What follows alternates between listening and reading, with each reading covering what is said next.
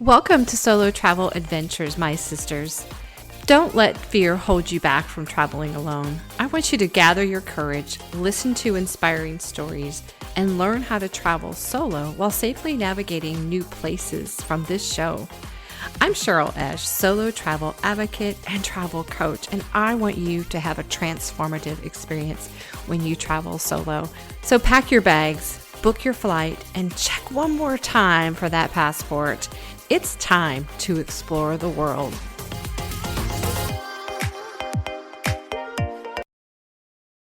Hello, sister travelers. Well, have you ever heard of the Camino? Well, I finally get the opportunity to fulfill the dream of walking the Camino. I've had this dream for several years. Actually, probably about 2019 was when I first kind of discovered or heard about it and thought, that is a grand idea. I think I want to do that instead of the Appalachian Trail. And so I am finally having the chance to do that. So I'm so excited. I can't believe it's here, and it's been a long time waiting. But you may be asking, what is the Camino? So the Camino, also known as Camino de Santiago or the Way of St. James, is actually an ancient pilgrimage that actually dates back to the 9th century. It's believed that the remains of St. James the Greater, the apostle of Jesus, was actually, his remains are there in this Camino de Santiago area. So pilgrims would make that trek every year to visit the sacred burial site of one of the apostles of Jesus. Over the years, this small church grew into an epic cathedral de Santiago de Compostela, and that is where all the trails, so there's several different pathways that you can take to end up at this cathedral. And the original was coming over the French Pyrenees and going along the northern coast of Spain and then ending up in Santiago. And there are other trails, and I will be taking the one actually going through Portugal, and I will be starting in Porto. You can start in Lisbon. There's the coastal, or there's the central route. So I'll be taking the coastal route. So I'm very thrilled about doing this. It's going to take me roughly 2 weeks. It could take 10 days, as little as 10 days, but I've also seen, up to 15 days, depending on how fast you walk or how slow or how many, you want to spend some time in certain cities. You can do that. So what does one person do to prepare for the Camino? Well, I'm going to share with you in this episode how I have been preparing over the past several months for this Camino. So let's start with the physical. Now, the physical preparations, I will have to be completely honest, because I am doing the coastal route of Portugal. It is not, as in what I've read, it's not as strenuous as, say, the one that comes over, or what they call the St. James Way. And that one actually takes about 35 days or so. And there are quite a few mountains, of course, as I talked about, coming over the French Pyrenees.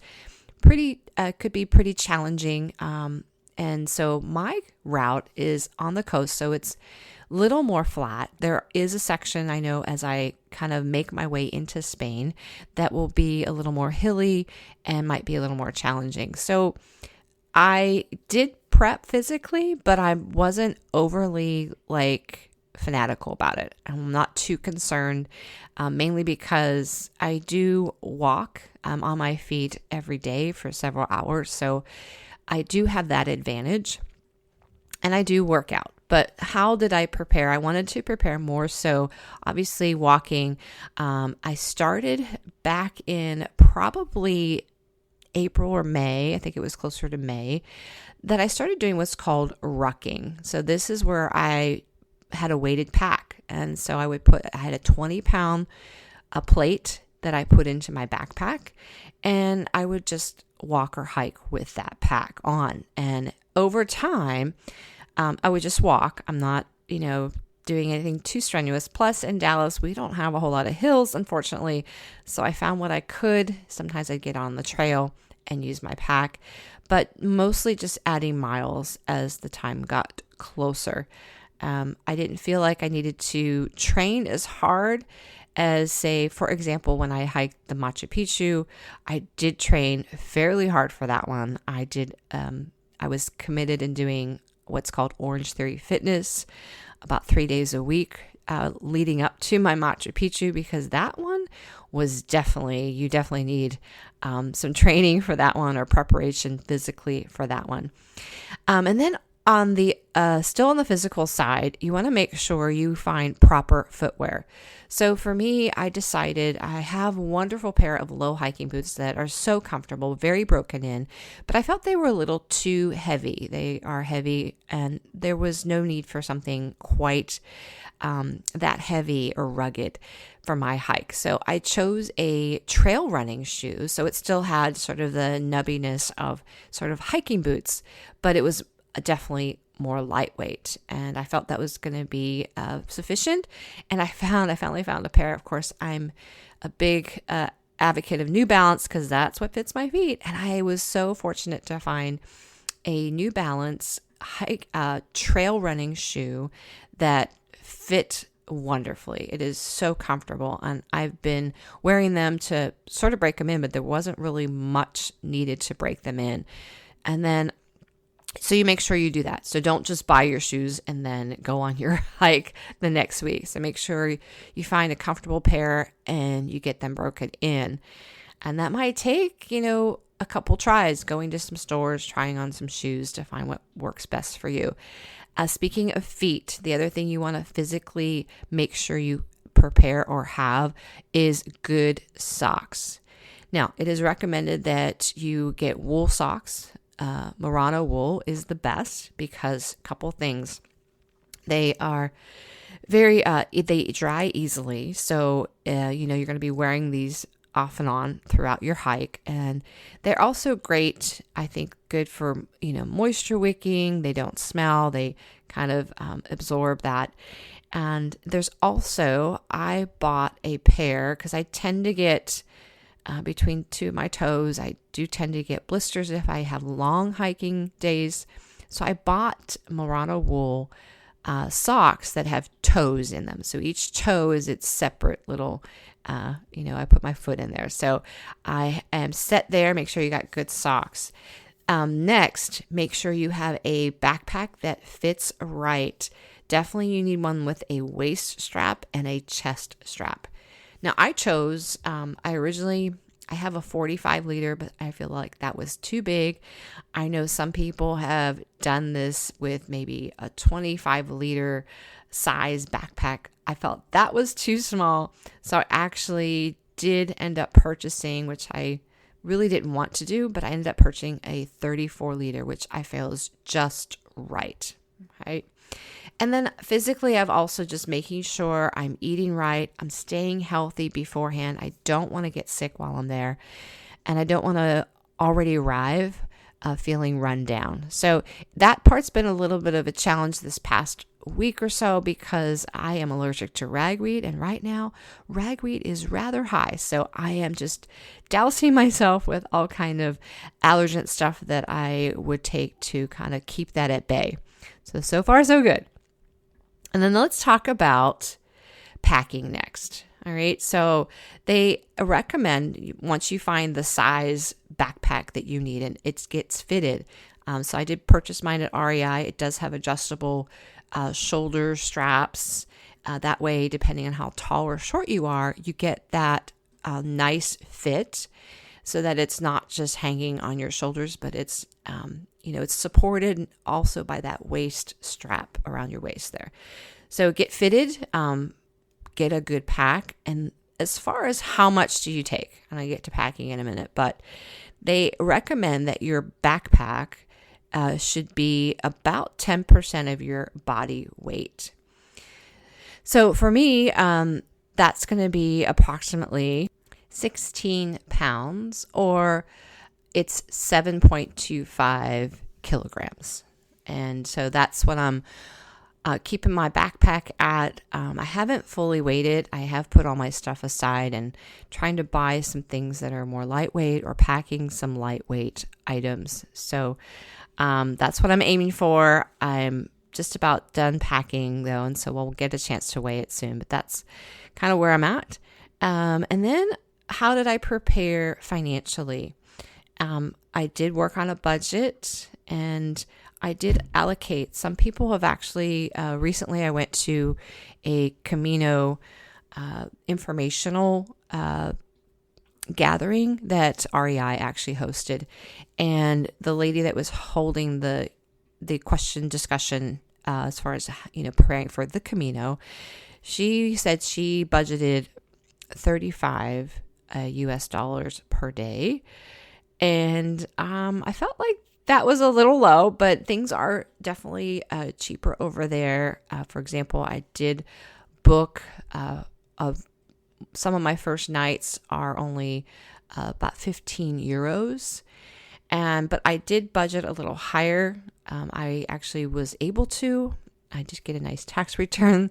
And so that's kind of what I'm using mostly. But I budgeted $55 US dollars a day on the days that I'm on the Camino.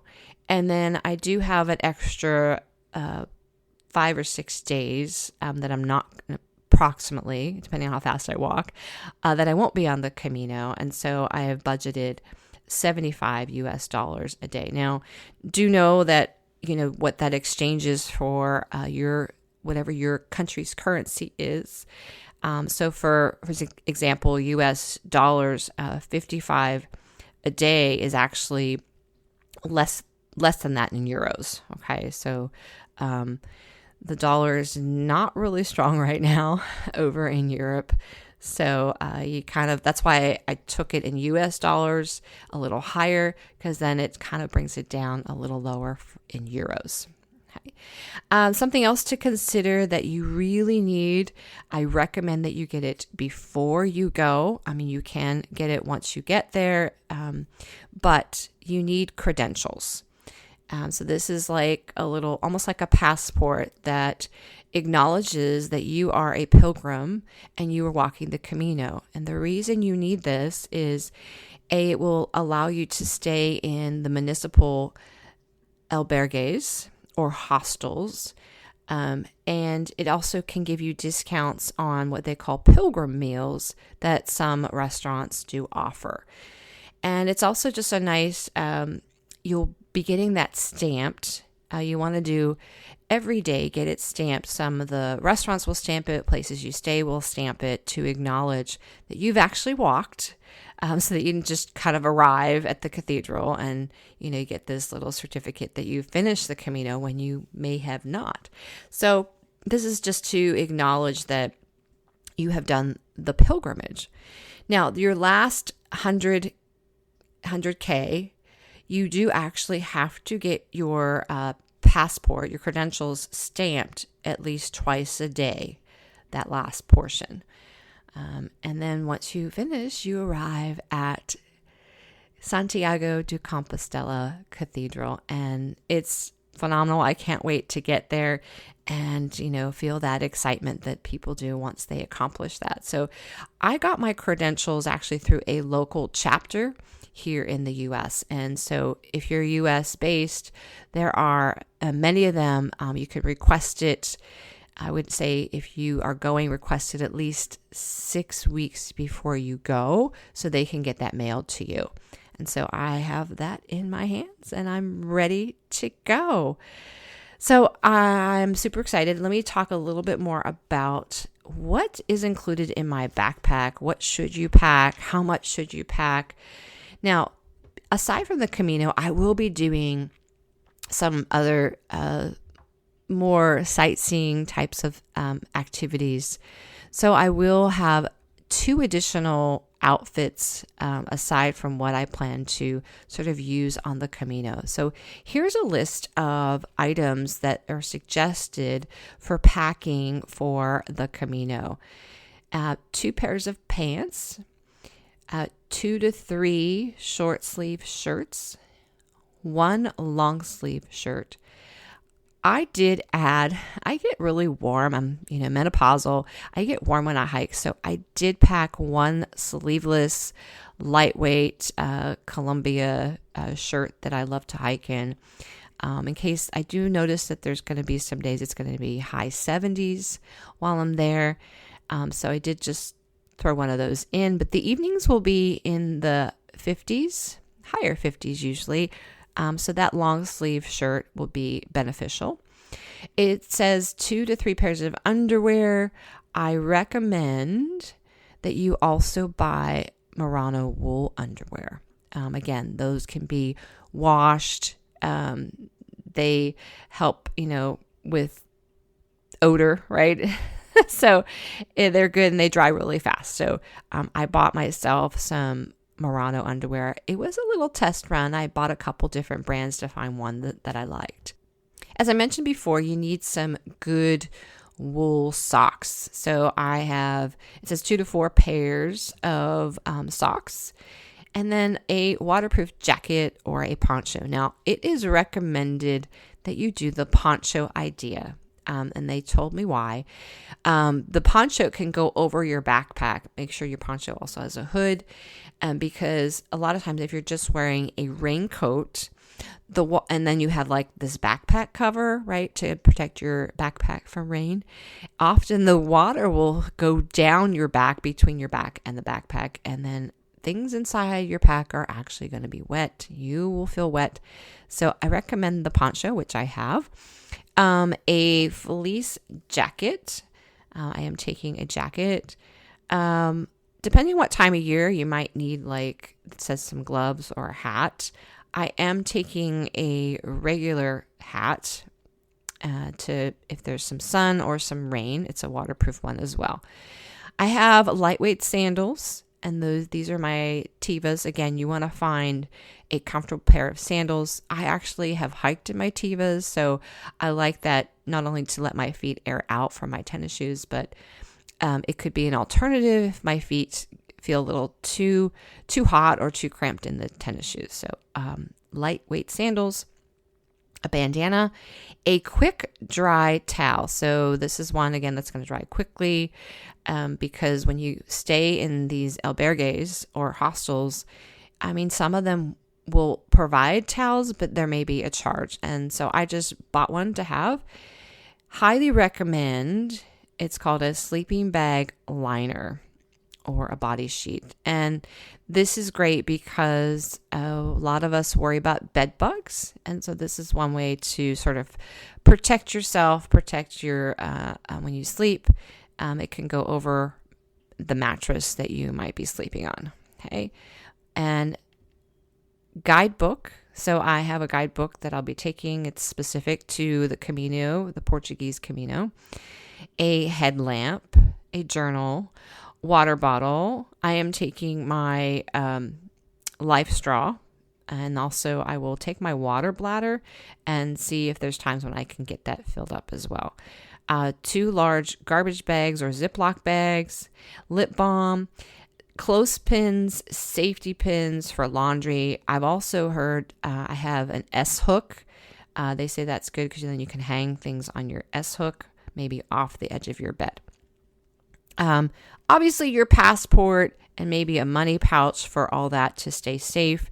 I have heard stories of people that stay in the hostels or albergues, getting things stolen. So the money pouch I like because then I can keep it on me at all times.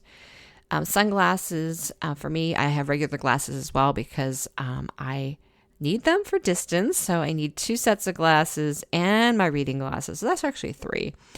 Your toiletry bag, which has my toothpaste, soap, shampoo, deodorant, razor, etc. And then a first aid kit, which I put in there besides your typical Band-Aids and waterproof tape and like some alcohol wipes there, pain reliever. I have also added some, you can buy them, they're for like calluses, and they're just kind of like really soft things that you can either put on your callus or around your callus. So something like that, just in case. I have additional things that I incorporated since I am going to be along the coast of Portugal. I've actually put in a bathing suit for me. I did a bikini because that way I could easily wear it under my clothing. If I decide I want to go swimming, then I don't have to, or have to go to the bathroom, right? I just have to take the bottoms off. So that's something I added. And I mentioned I added 2 extra outfits because I will be spending some time exploring some different areas. I'll be in Lisbon, Porto, of course. And then I want to check out some other areas in Portugal. A few other things I packed that were not on that original list that someone gave me was I packed a day pack. So this is a very lightweight little backpack that I have that I can roll up so that when I do some day sightseeing, I don't have to take my big 34-liter pack with me. And then some food. I packed some food. Some of that is along the trail. I'm not sure what I'm going to see, but I also have a lot of allergies. So things like some sort of trail mix. I also take turkey jerky with me, things like that. Oh, pistachios, almonds, things like that are going to give me some protein and also sustain me. So that's what I've packed. That's what I'm doing. I can't wait to share with you when I get back what the experience was like. But if you want to watch while I'm doing this, at the time of this airing, I am already going to be on the trail.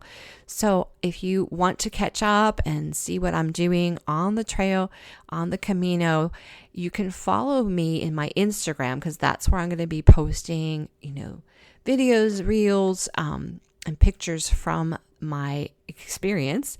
It is Solo Travel Adventures 50 on Instagram. And that's where you're going to catch up with me. And, I would like to bring you along on my journey. So I hope you will, join and check it out. And I can't wait to share with you what it was like. I hope this gets you inspired to do your own Camino possibly. And as I always say, sisters, get out there and have an adventure.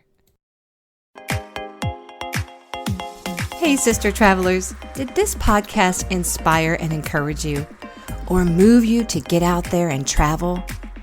Wonderful. There are 3 ways you can thank me. First one is leave a written review for the show on Apple Podcast. 2, share the show with your sister travelers, your friends, your family. And 3, subscribe to the show so you never miss an episode. And thank you again for listening to the show. Sisters, be fearless, take the leap, and get out there and have an adventure.